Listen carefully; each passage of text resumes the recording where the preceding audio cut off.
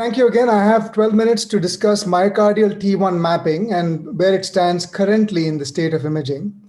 My objectives are going to be fairly brief. I'm going to briefly talk on what T1 mapping is. I'm going to discuss some clinical uses and suggest some practical uses as well.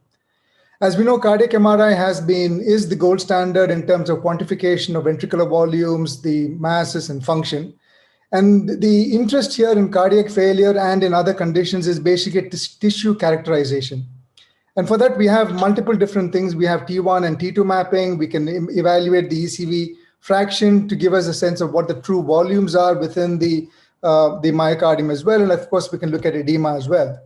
What I'm going to talk mainly about is T1 mapping.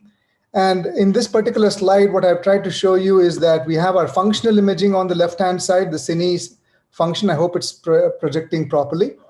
And then we have the delayed imaging on the right part of the slide with the TI scout showing the changes that occur in the myocardium at different TI intervals. And finally, the late gadolinium enhancement, where all of you can appreciate the fact that black is normal and patchy white areas are abnormal. And what you're seeing in these areas which are abnormal are essentially regions of either infarct or fibrosis from any other etiology that might occur. What we have inserted here in the middle is this concept of native T1 mapping and post-contrast T1 mapping. It's a rather complex study, uses different types of techniques, but it gives us an additional understanding into the myocardium itself. So essentially what T1 mapping does is, as I mentioned to you, it has the ability to look at both pre-contrast and post-contrast imaging. And T1, for those of you who are perhaps a little bit of a novice in MR imaging, just implies the amount of relaxation, how fast a particular tissue will regain its magnetization at about 63% of its magnetization. There are certain things such as fat, which causes to relax faster. There's certain things like iron, which cause it to relax faster. Edema and fibrosis will cause it to relax slower. So basically, if I draw your attention to the last line in this particular region, you can see that there are certain conditions which can have prolonged T1 mapping, edema, protein deposition, fibrosis. Certain conditions which can have shortened T1 mapping, such as siderosis, Anderson-Fabry's disease, fat deposition. This can perhaps be then quantified in this manner. So you basically get these multiple images which are at different inversion recovery times. And you consolidate the images to basically give you the ability to then take a measurement and give you a value of the T1 recovery time within that particular part of the myocardium. And that is given as a number that you see here. This number is actually fairly dependent upon your individual MR system and what sequence you're using. These numbers can be then divided or depicted from different segments. The 17-segment heart model can be used, and this is just from one of our exams that we have done. And you can see that there may be fair amount of variability in terms of what these numbers are. The septum typically is the number that is preferred when you look at diffuse conditions. Of course, if there is a focal abnormality, you would measure it in that focal area. So let me walk you through a particular case where T1 mapping may be of value. So what you see here is a delayed enhancement image of a person with clearly a dilated myocardial cavity, and this patient presented with dilated cardiomyopathy.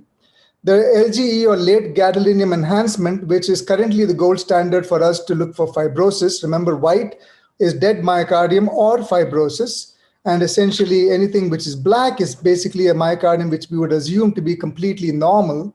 But if you look at the T1 map on this particular patient, you'll see that the T1 value is elevated. For the reference, I've given you here, the bottom here, that the normal T1 values in our institution is about 1050 plus or minus 20 milliseconds. And this value of 1145 indicates that we are seeing sub-imaging fibrosis already occurring within this particular patient, where the late gadolinium enhancement is not able to pick that up accurately. This is another example, a classic example of what people have been speaking about earlier, where you have amyloidosis. You have this classical example of amyloid having nulling the myocardium before the blood pool, as you can see here. There is patchy infiltration with poor ejection fraction. And essentially what you would see is that the null time, or basically the ability to null this particular patient's myocardium, is pretty difficult. T1 mapping will then give you this additional information of what the volume of these extracellular abnormalities are, 40%, which is much greater than the normal of between about 27% is what a normal ECV is going to be. And T1 value is also greater in terms of 1160.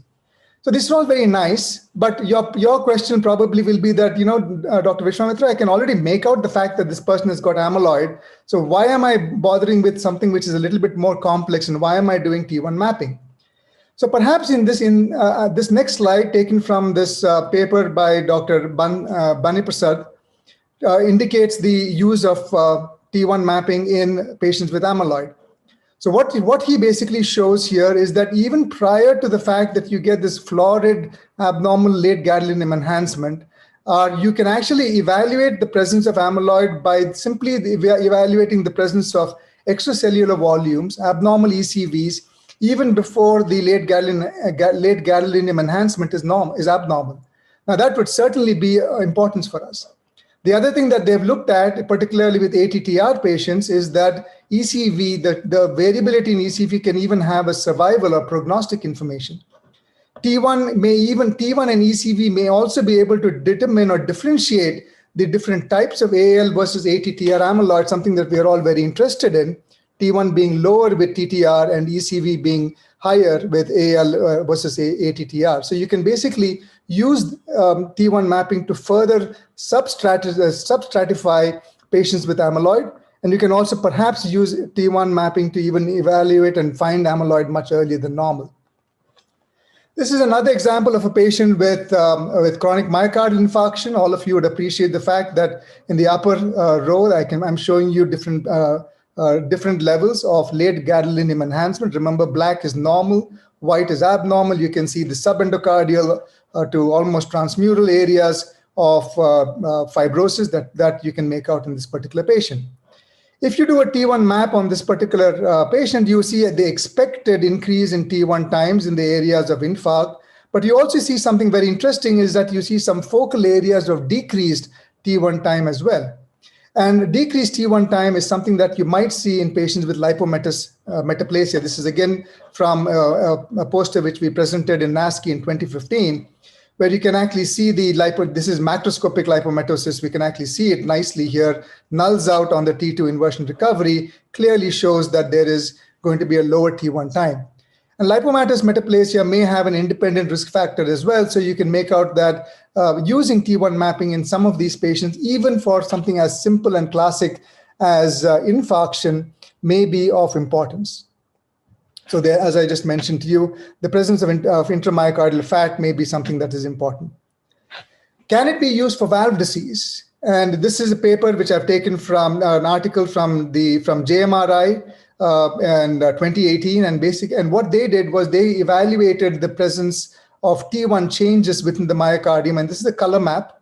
To walk you through this color map, green is normal. As it gets to more of a yellow and red value, it is an increased T1 value, which is abnormal.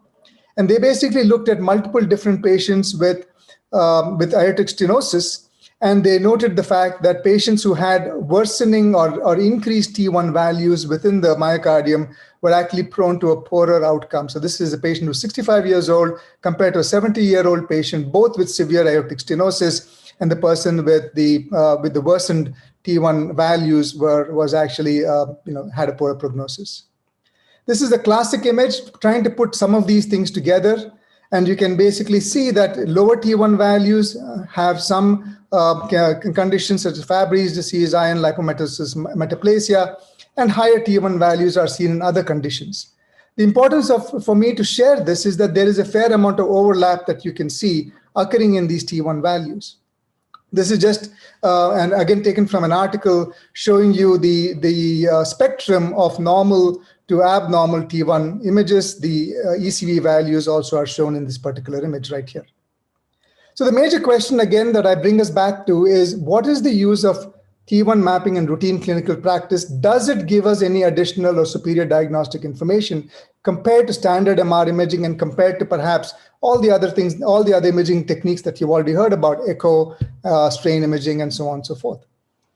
And perhaps I can answer this by going through some of the literature. I've already shown you that with amyloid, there is literature supporting the fact that T1 might be helpful.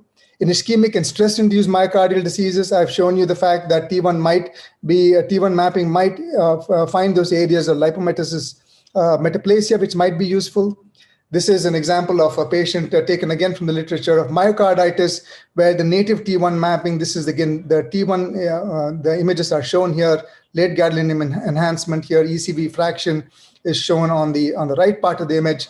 And you can see that the authors state that that native T1 mapping can provide increased diagnostic information, and in fact can add to T2 mapping late enhancement, even the Lake-Lewis criteria.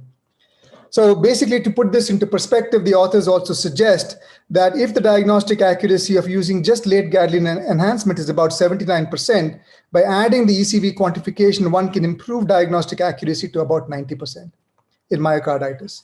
Athlete's heart, a condition which is fairly frequent, considering that you have more people trying to get into the exercise regimen, whether at home or outside nowadays, has been shown to have very low ECV volumes, because the enlargement is not because of fibrosis or increased spaces, but rather because of hypertrophic changes within the myocardium itself. So one can even use T1 mapping to differentiate between hypertrophic cardiomyopathy and the athlete's heart. And this is just an example showing you the numbers for the same situation. There are different vendors are now coming up with different methods of trying to evaluate T1 mapping. And remember, T1 mapping is a relatively complex exam, and sometimes breath hold is difficult, but this is just taken from Siemens, showing you that they can use even heart freeze techniques to basically freeze the heart and be able to get additional images. So in the last 30 seconds or so, let me just share you the consensus statement by ACMR. And basically what they say is that it is of proven clinical utility in iron deposition, amyloid, Anderson's Fabry's, and myocarditis, and it has a potential clinical utility in a large number of possible conditions, as I'm showing you here. And with that, I thank you again for your attention, and I suggest that T1 mapping and ECV can be used routinely in clinical practice to improve your diagnostic performance. Thank you again for your time, and thank you for the organizers for giving me the opportunity to talk.